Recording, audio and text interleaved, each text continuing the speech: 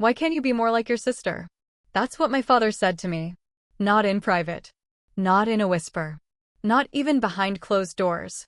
But before we continue, please subscribe and turn on the notification bell for updates. He stood up in the middle of a crowded hospital waiting room and said it loud enough for strangers to turn their heads. Have you ever been publicly humiliated by your own family? Not teased. Not corrected. Humiliated. Because that's what this was. The fluorescent lights above us buzzed softly. My mother, Diane Carter, 55, was being prepped for emergency gallbladder surgery. The kind where doctors say, "We need to operate tonight."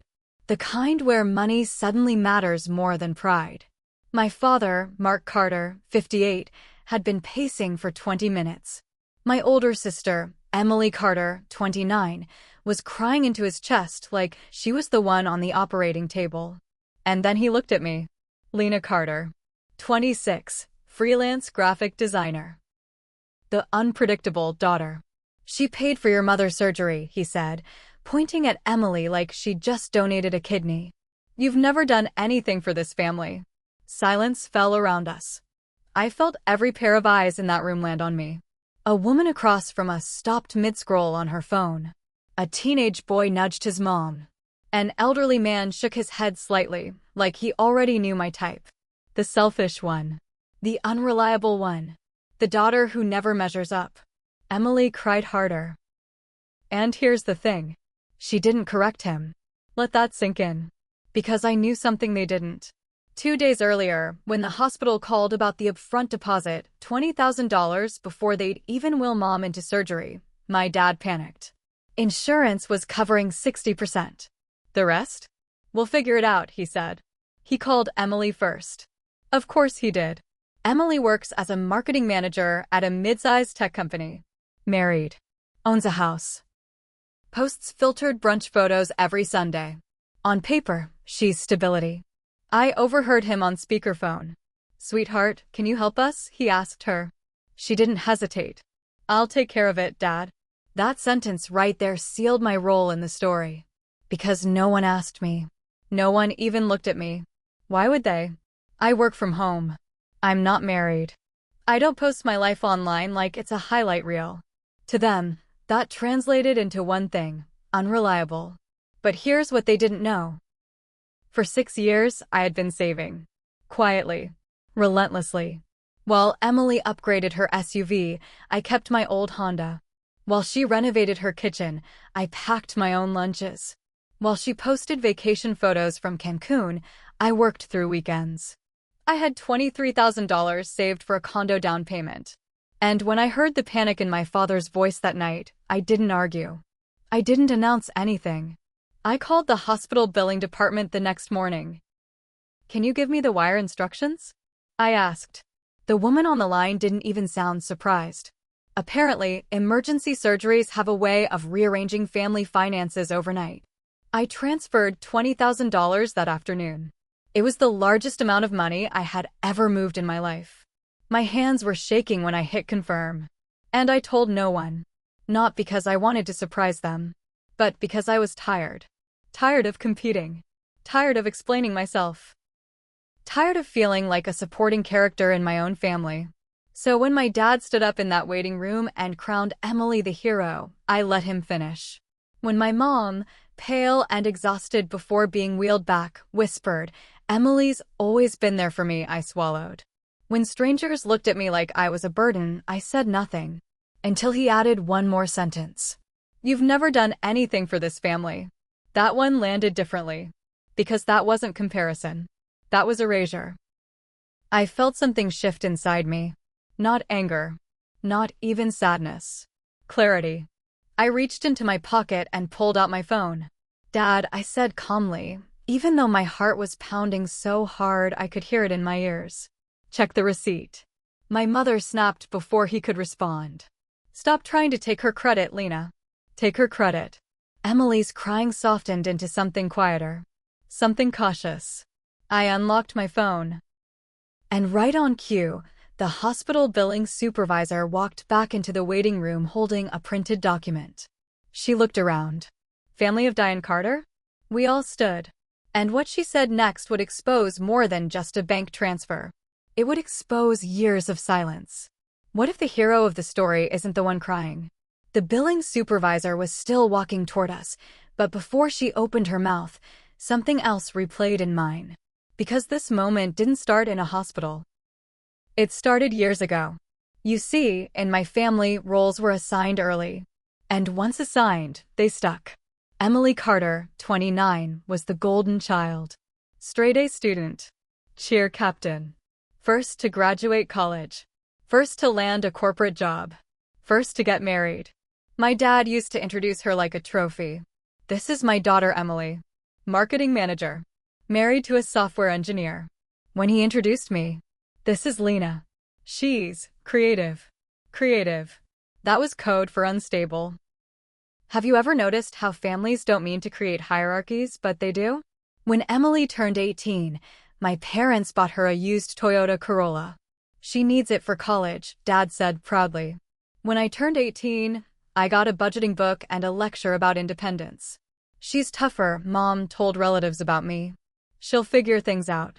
It sounded like a compliment. It wasn't. Emily was celebrated for succeeding. I was expected to survive. Fast forward to adulthood. Emily works at a mid-sized marketing firm making around $92,000 a year. She and her husband bought a 3-bedroom house last year. Their wedding cost nearly $28,000, half of it paid by my parents. I moved into a 1-bedroom apartment at 20. Paid my own tuition after transferring schools. Built a freelance graphic design business client by client. My income fluctuated, some months $7,000, some months $2,000. But here's the contradiction no one talks about. Freelancers save differently. We don't trust stability. We prepare for droughts. While Emily's lifestyle expanded with every raise, bigger car, better vacations, new furniture, I stockpiled security. I built an emergency fund that could cover a year of expenses. No one knew that. Because no one asked. 2 nights before surgery, I heard my dad on the phone with Emily in the kitchen. The hospital needs $20,000 up front, he said, voice tight. Insurance won't release approval until Monday. There was a pause. Then Emily's voice through the speaker. I'll handle it. Confident. Immediate. Heroic. Dad exhaled like she'd just saved his life. And in that moment, the story was already written. Emily, the rescuer. Lena, the bystander. Except here's what happened next. The next morning, I called the hospital myself. Can someone else make the deposit? I asked. Yes, the billing coordinator said. As long as the wire includes the patient's name and date of birth. I stared at my banking app for a full 10 minutes before initiating the transfer. $20,000. 6 years of saying no to things. 6 years of building quietly. Gone in one click. Do you know what's strange? I didn't feel panic. I felt relief. Because finally, I was doing something that couldn't be debated. Money doesn't argue. Receipts don't lie. The wire confirmation email arrived 2 hours later. Transfer completed. Sender, Lena Carter. That's when something interesting happened. An hour after my transfer, Emily texted in the family group chat. Deposit handled. Mom's all set. Handled. I stared at that word for a long time. Had she already sent money? Was she covering the rest? Did she assume she would and just speak in advance? I checked with billing again discreetly. No second payment has been processed, the woman told me. That's when I understood. Emily had told Dad she would pay. She hadn't actually paid yet. And when my transfer hit first, the hospital didn't question it. They just marked the deposit received. Emily never corrected the assumption. Why would she? Dad was relieved. Mom was grateful. And I was silent. Have you ever stayed quiet just to see what people really believe about you? I didn't say anything that night. Or the next morning. Or even in the waiting room. Until Dad stood up. You've never done anything for this family. That sentence burned through 6 years of swallowed words. Back in the hospital waiting room, the supervisor stopped in front of us, holding that paper.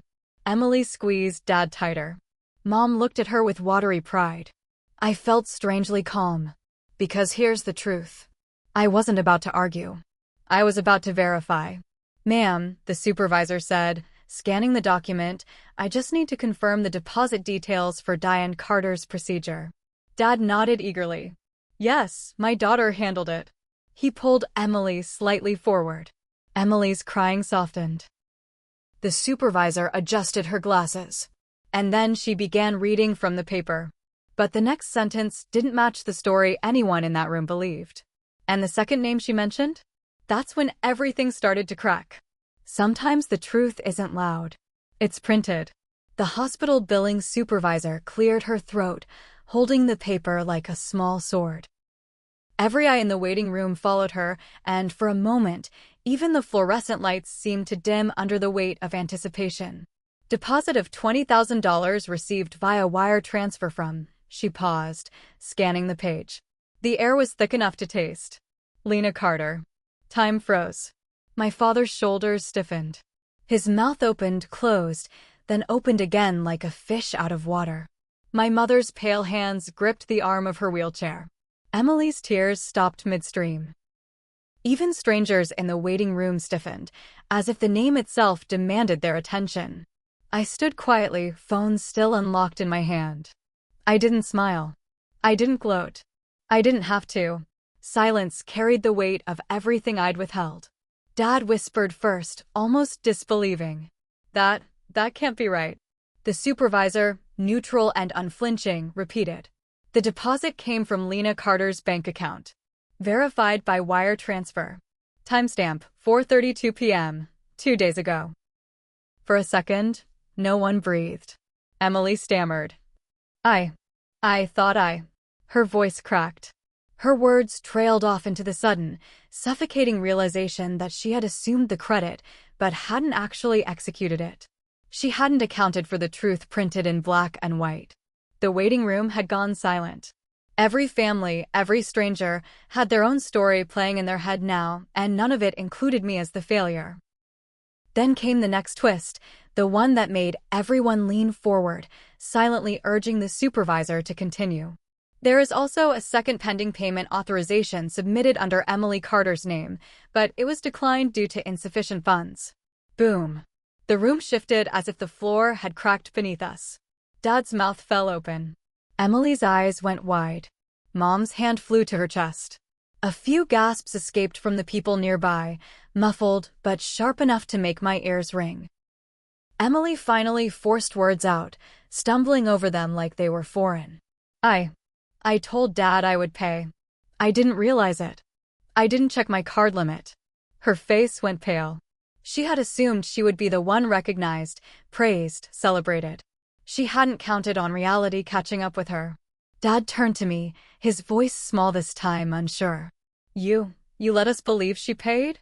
I exhaled slowly, calm, controlled. I just wanted Mom safe. I could see it in their faces. This wasn't anger anymore. Not really. It was disbelief. Disbelief that the quiet daughter who had always been invisible could step forward and act decisively. That the daughter who supposedly never did anything had actually done the most important thing of all. And here's where it got more complicated. Emily's gaze dropped. The tears returned, but they were quieter, not triumphant. They were layered with something else. Guilt, embarrassment, and a dawning understanding of what she had allowed to happen. You didn't want credit, she whispered, almost to herself. No, I said. I wanted Mom safe. Not applause. Mom's voice came then, barely above a whisper, but carrying the kind of weight only she could give. I knew it was you. I froze. Her eyes, half closed, shimmered with something between pride and regret. I saw you call the hospital. I knew the money came from you. But I didn't say anything because I wanted to see if they would notice. I wanted to see if your father would see you. I couldn't believe it. My mother, who had always seemed to coddle Emily's achievements and brush aside mine, had actually known all along. She had been watching, quietly, silently, aware of my years of unnoticed sacrifice. I looked at Dad. His face was pale now, not with anger, but with dawning understanding. He had assumed, like everyone else, that Emily was the one who made the move. He had never asked me. Never considered. Lena, he began, his voice unsteady. I, I, I didn't let him finish. Emily's tears fell faster now, genuine this time, the first I had seen that weren't performative. She admitted softly. I didn't mean to. I wanted to be the hero. I felt a twinge of empathy. She hadn't lied outright, but she had allowed the story to paint me as the villain. For a moment, I wondered if I should say more, if I should lash out. But then I looked at Mom, at Dad, at Emily. And I realized this moment wasn't about revenge. It was about truth. And truth doesn't need anger to land. It just needs time to be read, to be understood. I folded my phone, let it sink into my pocket. Silence returned, but it felt different now. Charged. Balanced. Real. The supervisor closed the document, glanced at each of us and said, "Everything here matches the transaction record." A small, almost imperceptible shift occurred in my family. Emily's shoulders sagged. Dad sat down, slow and deliberate, processing what he hadn't noticed for years. Mom's eyes glistened, a mixture of relief and acknowledgement. I wanted to tell them, finally, this isn't just about money. It's about recognition. About seeing someone who has always been there quietly and finally acknowledging them. But I didn't. Instead, I let them feel it. Let them grapple with the truth printed plainly in black and white. And in that waiting room, surrounded by strangers, I realized something that I would never forget. Sometimes, the most powerful thing you can do isn't to shout your accomplishments. It's to let the evidence speak for itself. And right then, the evidence had spoken.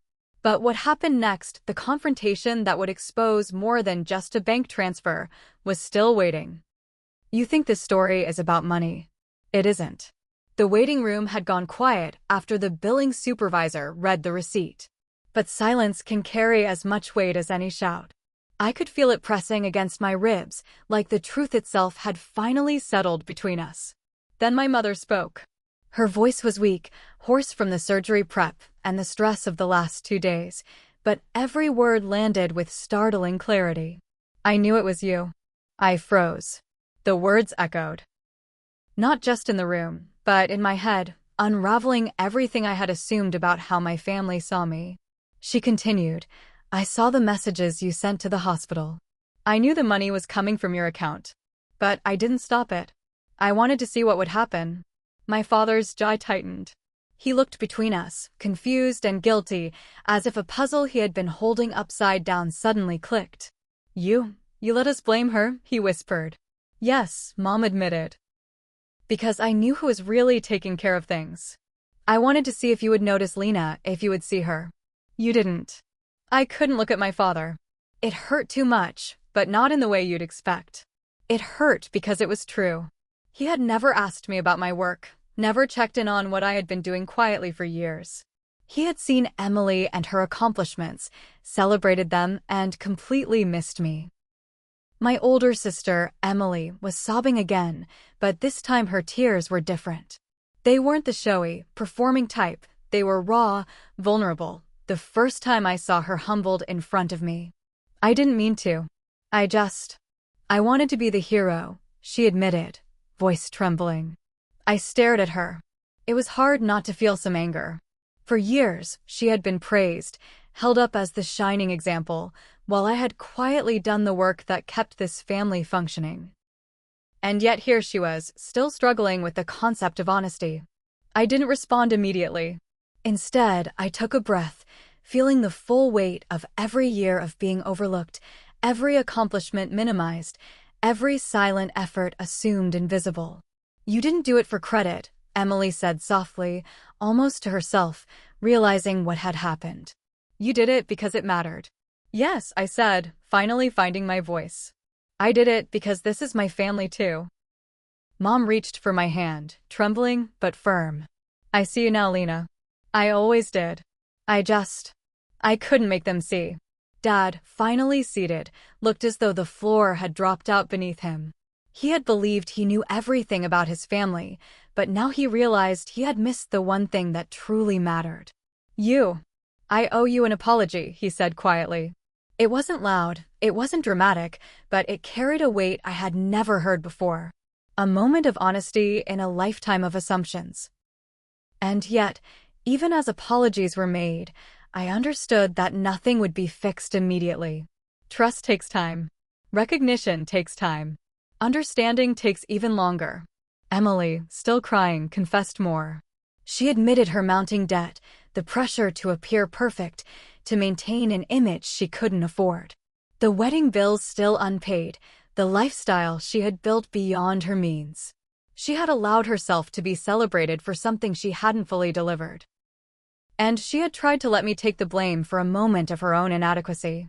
I nodded silently, feeling the strange mix of pity and understanding that comes when you see someone finally exposed to their own vulnerability. Dad, still pale, finally spoke. I never knew. You didn't ask, I said softly. You never asked. And there it was, the real betrayal. Not the money, not the pretense. It had been the pattern. Years of overlooking the quiet, valuing the flashy, measuring love in visible achievements rather than hidden devotion. The billing supervisor cleared her throat, folding the paper and giving a small, polite nod. Everything is confirmed, she said. And with that, she left the room. The waiting room returned to its ordinary hum. Other families shifted, glanced at us, and returned to their own business, but the air between us had changed irrevocably. Emily finally reached for my hand, trembling. I'm sorry, she whispered. I should have seen you before. I should have. I don't know. I should have known. I squeezed her hand lightly. There was room for forgiveness, but it would take time. Mom, still weak but alert, looked at all of us. We need to rebuild, she said. Not just for now, but for the future. We need to see each other, really see each other. I nodded, feeling a strange calm wash over me. I hadn't needed to fight. I hadn't needed to argue. I had let the truth stand. And in doing so, I had revealed more than just who had wired the money. I had revealed the family dynamic, the unseen labor, the hidden strength. And I realized something crucial in that moment. You can't control how people see you, but you can control whether the truth exists. Sometimes, that's enough. Dad's voice broke the quiet one last time. I need to do better. I should have done better. I looked at him, and for the first time, I believed him. Not fully. Not yet. But enough. Emily buried her face in her hands, and Mom reached for my other hand. The room felt strangely full, yet intimate, a strange shift in energy that only comes after a long, uncomfortable reckoning. And as we sat there together, waiting for Mom to be taken into surgery, I knew the story wasn't over. Not really. We had faced a betrayal far deeper than money, a pattern of neglect, favoritism, and assumptions. But for the first time, the dynamic had shifted. And everyone knew it. What would happen after Mom's surgery? How would Emily handle being truly seen, truly humbled? How would Dad change? And how would I navigate being recognized for the first time in my family's eyes? Those questions lingered in the room, unspoken but heavy, like the pause before a storm breaks. The operating room doors closed behind my mother, and suddenly the hospital waiting room felt like a universe of its own. Time slowed. Every breath, every heartbeat, every twitch of an eyelid felt magnified. We were all suspended in the aftermath of the truth. Dad sat in the plastic chair, slumped forward, hands gripping his knees. He had finally seen me, not the quiet, background Lena who never did anything, but the daughter who had acted when it mattered most. I could see the weight of recognition and guilt pressing on him at the same time. I was wrong, he said quietly, his voice barely above a whisper. But I heard it. And somehow in that whisper, the years of being unseen, of being compared and minimized, began to ease. Mom squeezed my hand from her wheelchair, her fingers light but firm. I always knew, she said. Her eyes glistened with tears that carried relief and acknowledgement in equal measure. You've always been the one quietly holding us together. Emily sat beside me, still trembling, still tear-streaked, but calmer. She looked up at me, voice quivering. I'm sorry, Lena. I didn't mean to let everyone assume. I wanted to help. And in that moment, I realized something important. This wasn't about money anymore. It wasn't about who paid for the surgery or who got the credit. It was about being seen. Truly seen. Recognized for the quiet work, the silent devotion, the actions that often go unnoticed because they are not flashy or loud. I didn't respond immediately. I simply squeezed Emily's hand back. I didn't need to lecture her, and I didn't need to gloat. The evidence was clear, the receipt, the timing, the decisions. I had done what mattered. And now they knew. We sat there together, 3 generations of our family, in that small, fluorescent-lit room. The silence was heavy but not uncomfortable. It was full of acknowledgement, understanding, and tentative healing. I reflected on the years leading up to this moment. The years of being compared to Emily, of being labeled the unreliable daughter, of performing invisible labor that no one acknowledged. And yet, all that preparation, all that quiet sacrifice, had allowed me to act decisively when it mattered. That strength had always been there, unnoticed by those around me, but undeniable now. I looked at my father, his eyes red but focused. I should have asked, he admitted. I should have noticed you before, Lena. I never saw how much you carried quietly. I nodded. It was enough. His words didn't erase the past, but they acknowledged it. And sometimes, acknowledgement is the first step toward change. Emily looked at me again, this time with a mixture of humility and admiration. You didn't do it for recognition, she said softly. You did it for Mom. For all of us. Yes, I said, finally finding my voice, calm but firm. That's why it matters. We sat together, holding hands, a fragile but real connection forming between us. The hospital continued its quiet hum around us, other families moving in and out, oblivious to the monumental shift in our corner of the world. Months later, the impact of that day would ripple outward. Mom recovered fully from the surgery, her strength returning day by day. Dad began asking more about my work, genuinely curious this time, and Emily entered financial counseling to better manage her debt and expectations. Our family dynamic slowly started to shift, awkwardly, imperfectly, but with a sense of recognition and balance that had been missing for years. I realized then that sometimes the most powerful acts aren't those performed for applause or credit. Sometimes the most powerful acts are those done quietly, selflessly, and without expectation. And when the truth finally surfaces, when the evidence stands firm, people are forced to see you as you really are. I turn to the audience now because maybe you've been in a waiting room of your own life, overlooked, compared, minimized. Maybe you felt like the quiet one who never gets credit. I want you to know this. Your contributions matter, even if no one acknowledges them immediately. Evidence has a way of speaking for itself, and sometimes, letting it do so is the strongest statement you can make. I thought back to Dad's first words in that waiting room. Why can't you be more like your sister? Now, after the receipt, after the truth, after the confessions, after the silent acknowledgement, the sentence felt empty. Because the real question had always been, why couldn't they see me for who I really am? And finally, that question had an answer. Emily learned humility. Dad learned awareness. Mom saw me fully. And I learned that sometimes, letting others finish their assumptions, letting them carry their misunderstandings to their conclusion, allows the truth to land in a way that words alone never could. I didn't do it for recognition. I didn't do it for applause. I did it because family matters more than ego, and because in the quiet moments, when no one is watching, your actions define you. And sometimes, letting them believe what they want, until the evidence shows otherwise, is the most satisfying revelation of all. As the waiting room hummed around us, I sat back, feeling a strange combination of relief and triumph. The story had shifted. The invisible daughter had become the undeniable force that held everything together. And everyone had finally seen it. If you've ever been overlooked, underestimated, or compared unfairly, remember this: the truth has a way of catching up. Let it. Be patient. Do what matters quietly, decisively, without expectation. And when the moment comes, the evidence will speak louder than words ever could. Sometimes you have to let them finish.